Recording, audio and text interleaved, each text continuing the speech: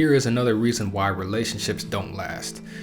It is because when someone I'm on a website that's for Spanish learning, and you can leave comments, and I said, cuando le dejas de interesar a una persona, se va.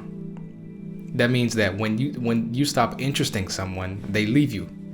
And it's so interesting because that is one of the problems that we have. It's that because what we're doing is we're looking for something to fill an emptiness inside of us. That is something that we really need to talk about, and we do, but I don't think we talk about it enough. And one of the things that causes that sense of emptiness, that when someone stops, kind of the flavor fades out of the relationship. You know what I mean? And you've been knowing this person for like a few months now, and the first weeks were great, but now you're here and you're like, okay, it's kind of dry. You start looking at other things, or you just kind of fall out of interest. That is because you don't know what your job is. You don't know what your purpose is. They call it purpose, but really it is the job that God has assigned you to do. Like, for example, I'm a teacher. That's what I do naturally. I've always been good at explaining things, and here I am, doing what God wants me to do, is explain things. So I know that, and that right there fills some of that gap in there. There are other things that might, cause me to just still feel like if I'm worried about, how I feel like I'm getting older, and I just feel like I haven't done as much, that could be partly because of society. But this one thing that I'm saying here is probably the main reason is that you don't know what your job is. God has given each of us a task to do, because then that's according to our abilities, our strengths, like, for example, one of the ways you'll know is what makes you upset. Whatever makes you upset, mix with your talent, something that you've always been good at.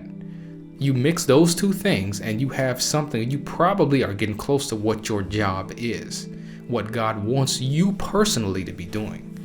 So that is another reason, because two people will come together and, let's say neither of those two people really know what am I supposed to do here? And you can have a job that you're kind of, you're good at doing, like, somebody might be an accountant because they're good at, that type of mundane, tedious work where, you got to be looking at those numbers, you're on those Excel spreadsheets, somebody might be good at doing that, but that's not necessarily what God wants them to do. And that's why they feel empty.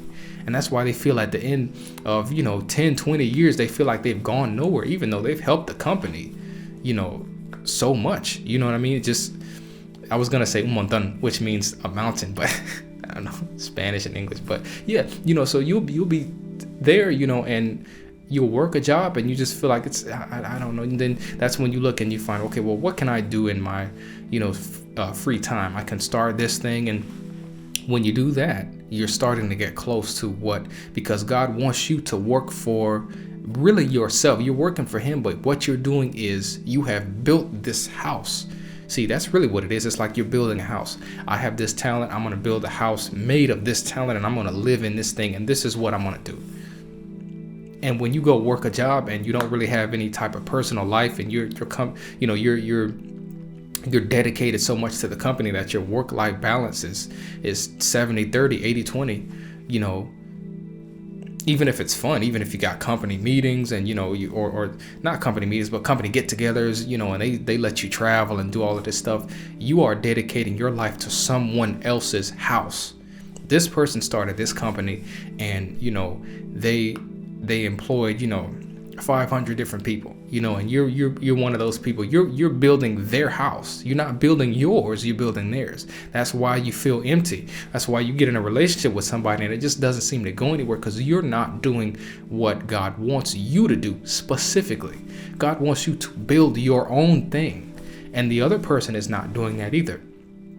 So let's look at the flip side. So if two people come together and they're both doing what they're really meant to be doing according to their skills. If I meet somebody else who is, a teacher just like me, and they've got their own thing going, and we're both working on that has a lot more chance of being successful And of course, there are other things that might be in the way, that might eventually cause just unforeseen things that might cause problems or hiccups or whatever. But just kind of generally speaking, that's going to work.